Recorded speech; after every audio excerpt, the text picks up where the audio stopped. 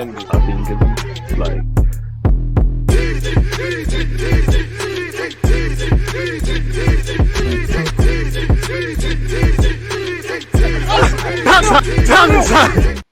people, Deluded, I'm back again. Appreciative to you lot tuned in. Make sure you're following on both YouTube channels. Obviously, if you're watching this, you're following on DG Sports Views, where we talk all football, not just Arsenal Football Club. Arsenal for the main one. Now, I know it's the international break. You can't get away from them. You know, as one's done, couple of weeks into the Premier League season, there's another one. And then after this, there's one in November. And then the great news is, you know, there's not one until March. Something needs to be done about these international breaks. Again, you know, the vast majority of them are pointless. If it's, you know, World Cup and European qualifiers, I think we all understand they need to get done, but it's pointless. And, you know, there's too many games in the calendar. There has to be a correlation, in my opinion, on the quality of football games not being there and the level of injuries that players are suffering. We know footballers get injured. Injuries to footballers are like chefs cutting their hand in the kitchen. It is what it is. The good news is, while the Premier League season or just the whole European leagues have taken a pause, there are some talking points for us to delve into. So enough waffling from me. Make sure you're subscribing and all that good stuff. And allow me to temporarily, well, throughout the course of this video, share my screen with you guys. And let's go over some talking points, man. As you can see via the title, I want to start with the Manchester City director of football, Begiristain. I'm not even going to attempt to say that. No disrespect to him, you know. But again, obviously, I'm sure he was at Barcelona before. You know, Pep Guardiola is one thing. You know, all of the people above Pep Guardiola that have helped shape Manchester City into what they are today and what they're going to be long after they've all gone, they need to take credit. Apparently, he's set to leave at the end of the season, which coincides with allegedly Pep Guardiola going away. And obviously, Manchester City will get into the ATP charges. There's all different acronyms of all these things, but you know, you have the 115 charges looming. So we'll have to see. I mean, at 60 years of age, you know, a former footballer, been at Manchester City since 2012. I'm sure he wants to just relax a bit with his family and whatnot. And apparently he was instrumental in bringing Pep Guardiola to the club 4 years after the point of him joining himself. He was a former teammate of Guardiola at Barcelona and the Spanish national team. He was Barcelona director of football, and he helped name Pep Guardiola in 2028 as the Barcelona manager. And you've all seen since he stepped up from Barcelona B what he's achieved at Barcelona, Manchester City, and the hallmark he's left on the game. Really, you've seen a lot of people that have, you know, worked under him as players, worked beside him as coaches, all, you know, take top positions, people. So yeah, it seems like he's leaving. Apparently this isn't something, it's new to us, but apparently it's not new to people at the footballing club, people. So this was, I guess this is the right time they saw to announce it. David Ornstein was the first person I saw to announce it. Apparently, people, again, naturally, this isn't going to mean much for Pep Guardiola because apparently he knows already. So I'm not going to read any of this and bore you lot. But yeah, it's a bit of a change in dynasty. You know, City are going to have a new manager, new director of football. There might be some new incoming additions. Apparently, I can't remember the guy's name, but they already have their eye on someone who, he helped scout a number of players, but I guess that's for another video. Either way, that's what's going on at Manchester City. The Man City's APT verdict hasn't changed anyone's mind. Now, there's been a lot of back and forth. If we just try and skip to what matters, people. Apparently on Monday, a Premier League statement said that City were unsuccessful in the majority of its challenge, and City are saying they won. This isn't related to the 115 charges, by the way, people.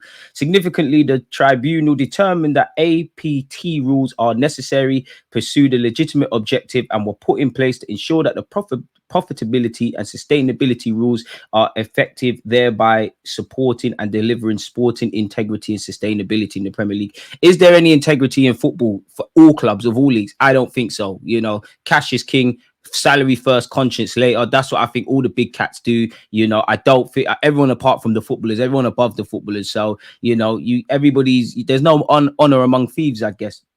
Apparently, City had released their own statement highlighting the 5 significant blows they landed on the league and actually provided a direct link to page 164 of the independent panel's document, which summarizes the independent panel's finding to back up their stance. Although it's almost impossible for anyone, especially a layman, you and I and everybody listening, to understand it without the context of the other 174 pages. On Tuesday, there was another development. City are so sure that they didn't just win, but won convincingly convincingly that they wrote to the league and the 19 other clubs in the division to insist that the Premier League's version of the events is wrong. In that letter, City say that a statement released by the league on Monday afternoon is misleading and contains several inaccuracies and is a particular way of looking at the decision. The club's executives also conveyed their concern that the league intends to update its rules within 10 days. One of the fundamental reasons that City brought the case against the league's APT rules in the first place was that they felt legislation adapted in 2021 was done in a hurry. So again, there's a bit of back and forth. While the hearing into the 115 charges goes on, City's rivals are hardly going to take that at face value. Privately, the Premier League has said it completely rejects City's assertion that their findings are misleading, although it is thought that there are no plans to vote on any of the findings in next Thursday's league meeting. That is one problem when it comes to finding answers here. A 175-page document is available to the public, but your average person or journalist will not have the appetite or stamina, let alone understanding, to digest it all properly. There are far more people who have already made their minds up that no matter how convincingly either City or the Premier League put their case across, it's not going to move the needle too far. That is likely to be a factor even after the 115 charges are dealt with. Not everyone will accept the final decision, but at least there'll be evident winners and losers, people. So long story short, City have won that case. We'll have to see with the others, people. Jurgen Klopp is back in football in some capacity after a short layoff, people. He's become the new head of global soccer, I'm going to call it football, at Red Bull. Klopp is set to start his new position on January the 1st, 2025, so he has a couple of months additional rest. The German will oversee Red Bull's international football network, marking his first appointment since stepping down as manager of Liverpool at the end of the season. He'll not be involved in day-to-day operations of Red Bull clubs, but will provide strategic guidance. So is this a consultancy role? His focus will be on supporting individual sporting directors alongside global scouting and development of coaches.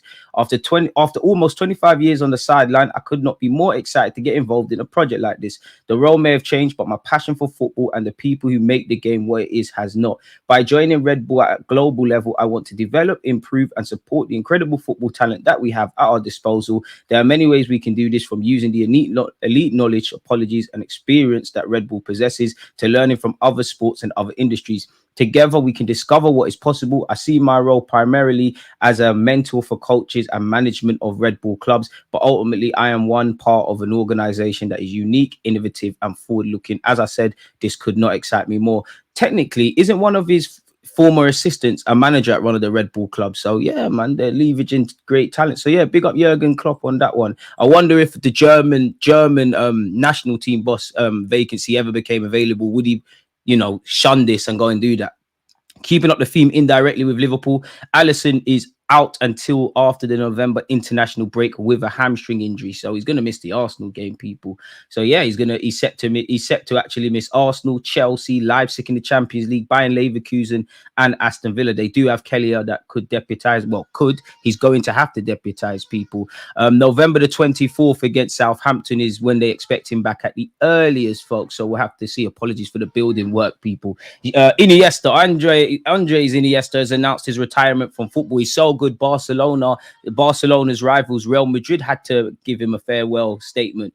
Trent Alexander-Arnold apparently could be convinced to run down his contract to join Real Madrid on a free transfer by one of his closest friends, Jude Bellingham. I mean, it's going to take a lot more than that, but naturally having friends at another club could help move the needle in that regard. And apparently, despite having a near 7 to 8 hour meeting by Manchester United's owners, the Ineos group, apologies, and the relevant figureheads around Ten Hag's future, apparently there hasn't been a conclusion drawn. Apparently, no clarity has been offered regarding Erik Ten Hag's future at Manchester United following a summit meeting of the club's hierarchy on Tuesday. So no conclusion has been made. I'm sure that's terrible news for Manchester United fans, but that's music to Arsenal fans and every other fan's ears, people. As Ten Hag likes to point out, they have won 2 trophies in 2 seasons or so, people. So that's great. I mean, ultimately, they're going to have to make a decision because they can't go on like this. For him, you probably hope that, and anyone connected to Man United, you hope that the results better. But, it feels like he's only a couple of games away from maybe getting the sack.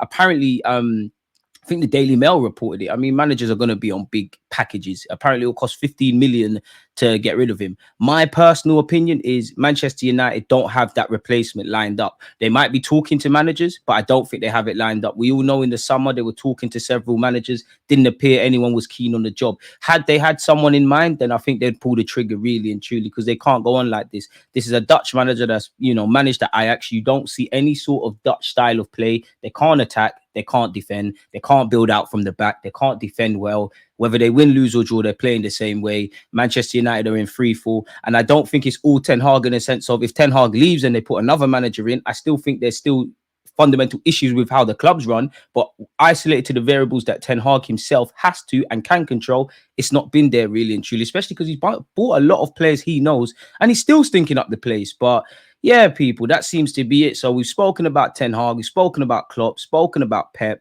spoken about Alisson. If there's any other emerging news or anything worthwhile, people, I'll get videos and those things out for you. But for now, let me know your thoughts. Don't forget to like, comment, and subscribe. Peace.